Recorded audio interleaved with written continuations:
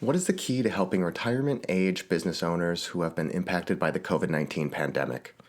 Today we will be offering data and strategies from Rob Brown, the Director of Business Ownership Solutions at the Cooperative Development Institute based in Northampton, Massachusetts. Business Ownership Solutions works throughout the Northeast states with business owners to think through whether conversion to a cooperative could meet their needs. They also work with employees or community members to execute the co-op conversion. This is the Maine Policy Matters podcast for the Margaret Chase Smith Policy Center. I'm Eric Miller, Research Associate at the Center. On each episode of Maine Policy Matters, we discuss public policy issues relevant to the state of Maine. Today, we will be covering an article by Rob Brown, the Director of Business Ownership Solutions at the Cooperative Development Institute. Brown gives us an inside perspective on how we build back our economy in his article entitled, How to Save Jobs and Build Back Better. Employee ownership transitions as a key to an equitable economic recovery. This article was published in Volume 30, Number 2 of Maine Policy Review, a peer-reviewed academic journal published by the Margaret Chase Smith Policy Center. For all citations for data provided in this episode, please refer to Rob Brown's article in Maine Policy Review. What are small business owners to do in the midst of a pandemic as they approach retirement age? How can small businesses and their employees successfully stay afloat once the owner decides to retire? Well, Rob Brown has some answers. Before the COVID-19 pandemic, Maine was already on the leading edge of what is called the, quote, silver tsunami. This term refers to the large oncoming wave of baby boomer business owners looking to exit and retire, many of whom do not have a plan and don't understand the process and options. Nationally, the average age of business owners is over 50 years old.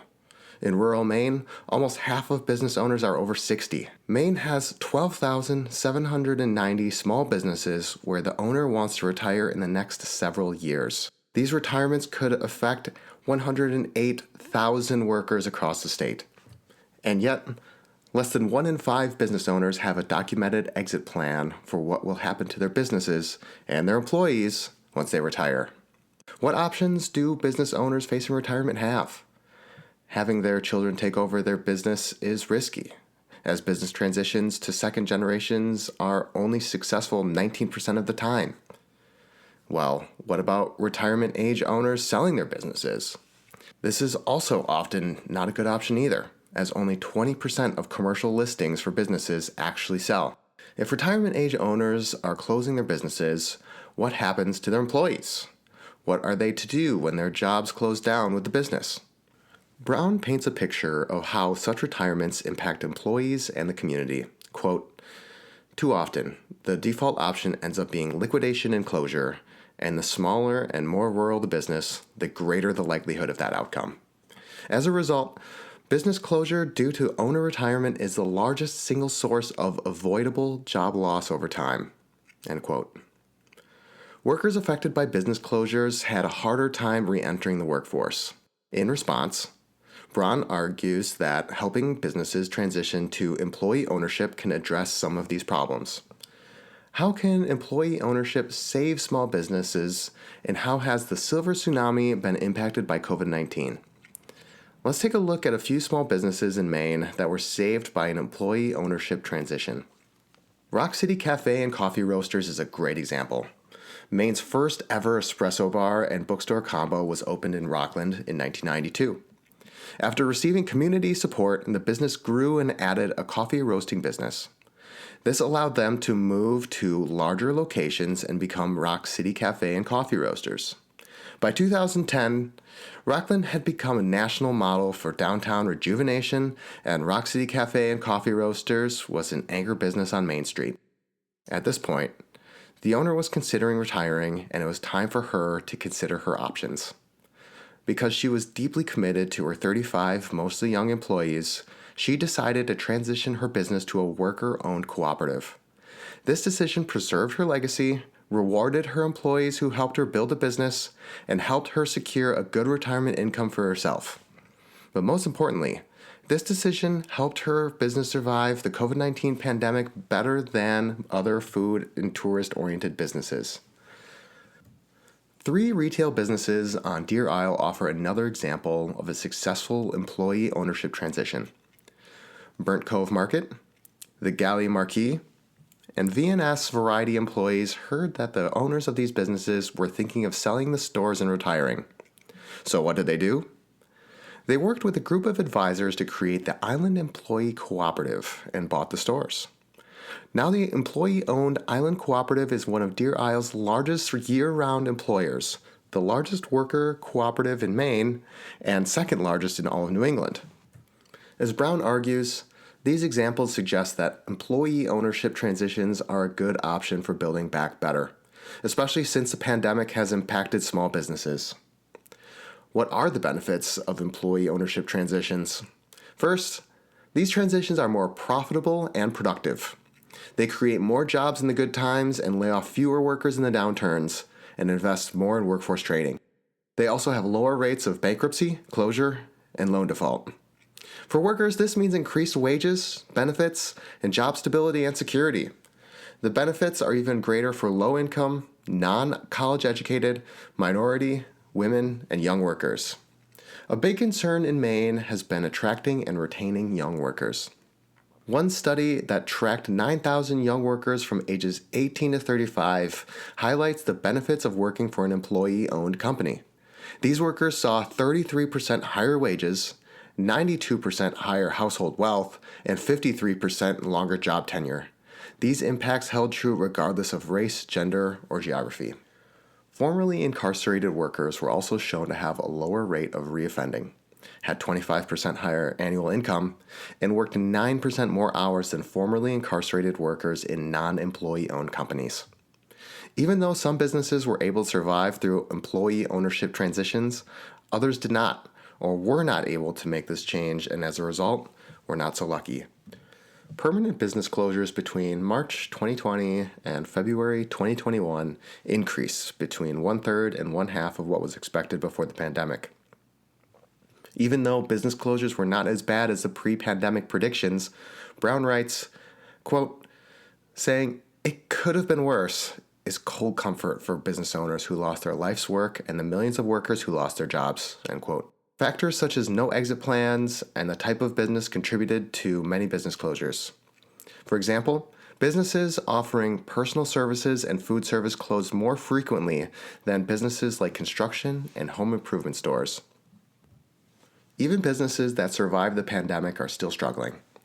In October 2021, census data confirmed that nearly 60% of Maine's businesses are still facing moderate to severe negative impacts from the pandemic. Many businesses are still behind on at least one bill, such as rent, loan, and supplier bills.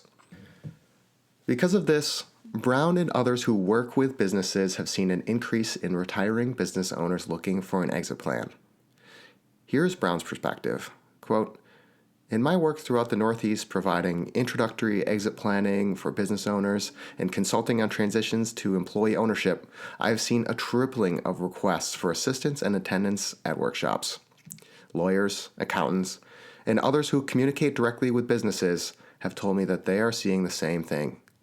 Older business owners, already thinking about how to retire before the pandemic, want to develop a plan now," end quote. Brown argues that, quote, "If anything, the pandemic's impact on job security and stability and its acceleration of income and wealth inequality has strengthened the argument for promoting and supporting employee ownership transitions. Helping business owners sell to employees could be a key to an equitable economic recovery," end quote. What could this transition look like for businesses on a national scale? Brown offers a prediction. Quote, "An article in the Harvard Business Review calculated that if 30% of business ownership were extended to all workers through employee ownership models, household wealth would more than quadruple for the bottom 50% of workers, for all Black workers, and for all workers with only a high school degree," end quote. This kind of large-scale action cannot happen without the help of public policy. What have public officials been doing to help businesses shift to employee-owned businesses? Public policy like President Biden's American Rescue Plan and the Mills administration's 10-year economic development strategy could provide benefits for local business owners seeking retirement. These benefits include things like exit planning outreach, education and technical assistance for business owners, expert financial advice for employee ownership transition, assistance in designing and executing a transition, and education and training for employee groups in business management, finances, and strategy so they can succeed. Many states are also offering or considering tax and other incentives for selling a business to the employees. Around 18 states have employee ownership centers to provide education, training, and technical assistance for businesses in considering employee ownership.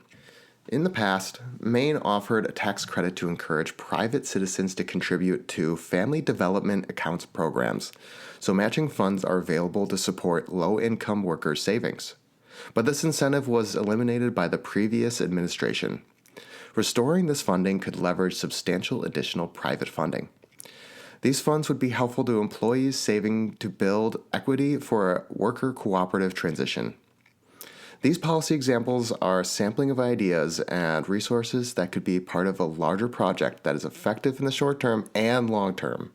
In the short term, these policies can help by preserving small businesses and jobs while building wealth for communities and individuals in the long term.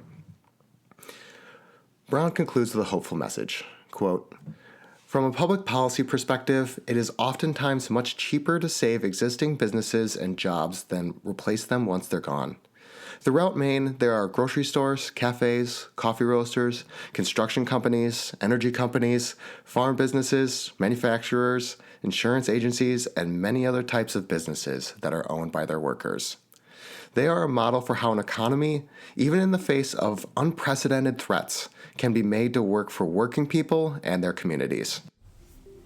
What you just heard was Rob Brown's perspective on how employee ownership transitions can be an answer to saving retirement-age business owners from having to sell or close down their businesses.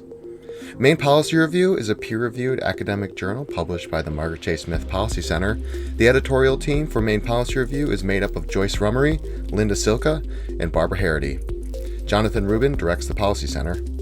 A thank you to Jason Heim and Catherine Swaha, scriptwriters for Maine Policy Matters, and to Daniel Susi, our production consultant. In 2 weeks, we will be covering Frank O'Hara's piece entitled "The Great London Plague of 1665 and the U.S. COVID-19 Pandemic Experience Compared." We would like to thank you for listening to Maine Policy Matters from the Margaret Chase Smith Policy Center at the University of Maine. You can find us online by searching Maine Policy Matters on your web browser.